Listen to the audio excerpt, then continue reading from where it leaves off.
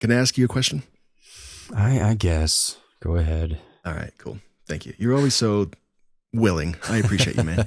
So a lot of people, not a lot, but a few people have messaged me and they said, hey, man, it's cool that you have a podcast. I didn't know that just anybody could do it. And I said, well, yeah. Anybody can do it, man.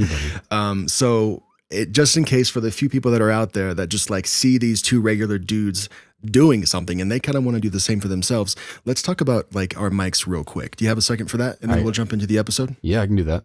So what mic are you using? I am currently using the Shure SM. Is it SM7B? Yeah, or something. Yeah.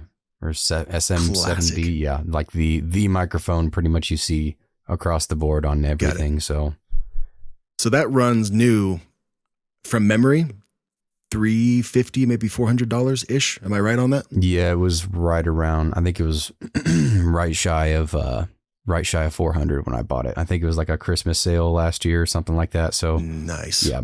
Dope, man. Are you using a cloud lifter with it too then, just to bump up the volume or no? Yes, I am. You are? Dope. I am. Okay, cool. Yep. They really should just sell those as like a package, man.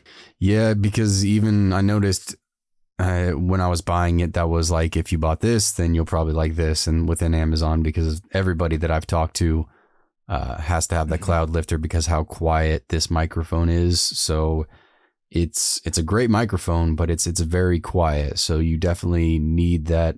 As I remember asking somebody, and they're like, you don't need the cloud lifter, but I mean, if you have the extra cash to do so, you might as well throw it down because at some point you're gonna want to pick it up. Yeah, a lot of that comes from like you don't need the cloud lifter if you have like a solid, like a badass interface, right? Like a very expensive interface, right? Which most folks don't. If you're just like scraping together to get a Shure SM7B on a Christmas sale, you're likely going to have like a mid-level, low-level interface. And if you turn the volume gain on that sucker all the way up to make the Shure microphone sound as loud as every other microphone, you're introducing a lot of background noise, floor, and gain. And it sounds awful when you do that. So that's why some people say you don't really need one. The people that say that are using $1,000 interfaces that just have the cleanest preamps possible. Right.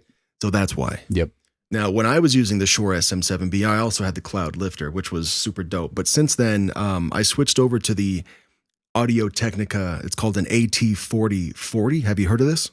I have not. It's in the same price range. I don't know. Basically, I spent an entire ass day just dialing in the sound of my Shure SM7B to where it sounds super good. And then I spent that was the first half of the day. The second half of the day was swapping out this microphone and dialing it just as good as I can, just to try to get them to sound as similar as possible.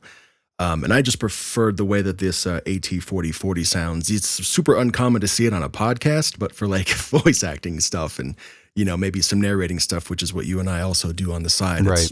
It's top notch, man. So I like it for that. And I'm not going to switch it out just for the podcast, dude. I like the way it sounds. Yeah, how I was it going is. to say you sound good to me. So is that a microphone you got on a recommendation, or were you fumbling through videos on YouTube and seeing that and you're like, oh man, I kind of want to try this? Yeah, the microphone. So I own the SM7B and the AT4040 for one reason.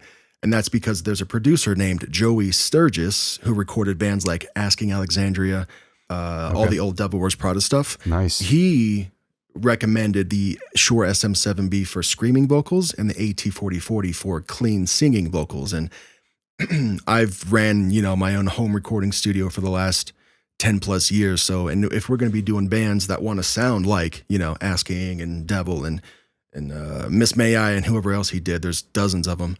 I should get those same mics as well. And here I am 10 years later, not using them for that anymore, but using them to read books and do podcasts with my buddies. I mean, that's cool. Okay. Well, there you go. Right. A little bit more history behind the scenes, like behind the music for Derek Weber Scary Stories here. And booze too. Cool. Well, let's close those curtains real quick. Okay. Boom. Curtains closed. All right.